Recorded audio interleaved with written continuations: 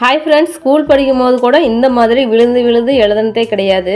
Address கரெக்டாக எழுதுனாதான் courier கரெக்டாக போகும்னு சொல்லி பார்த்து எழுதுனேன். என்னடா ஜெய்குட்டி காதல போய் சொல்கிறேன்னு பார்க்குறீங்களா?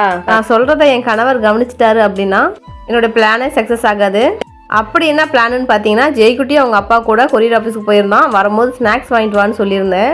சொன்ன கொடுமைக்கு ஊருப்பட்ட ஸ்நாக்ஸ் வாங்கிட்டு வந்துட்டான் ஃப்ரெண்ட்ஸ் அவங்க அப்பா கிட்ட. அவங்க அப்பா எதுக்குடா இவனை கூட்டிகிட்டு போகணும்னு நினைப்பாங்க. அதனால தான் அவங்க அப்பாவுக்கு தெரியாமல் சைலண்டாக நான் ஸ்நாக்ஸ் வாங்கிட்டு வர சொல்லியிருந்தேன். என்னென்ன வாங்கிட்டு வந்திருந்தான்னு பார்த்தீங்கன்னா, ஃபஸ்ட்டு ரசகுல்லா ஓப்பன் பண்ணோடனே ஃபஸ்ட்டு ஒரு உருண்டை எடுத்து வாயில் போட்டுட்டேன். அதுக்கப்புறம் பார்த்தீங்கன்னா இந்த பச்சை பட்டாணி பொரிச்சுது. அதுக்கப்புறம் இந்த அதிரசம் வந்து பார்த்தீங்கன்னா ரொம்பவே சூப்பராக இருக்கும். அதுக்கப்புறம் பார்த்தீங்கன்னா தேங்காய் பருப்பி, அதுக்கப்புறம் பாதுர்ஷா, ஜிலேபி, பாசி பருப்பு பொரிச்சுது. ஃபைனலாக பார்த்தீங்கன்னா எனக்கு பிடிச்ச பால்கோவா. எனக்கு பால்கோவானா அவ்வளோ ஒரு பிரியம் ஃப்ரெண்ட்ஸ். உங்களுக்கு எந்த ஸ்வீட் பிடிக்குன்னு கமெண்ட் பண்ணுங்கள்.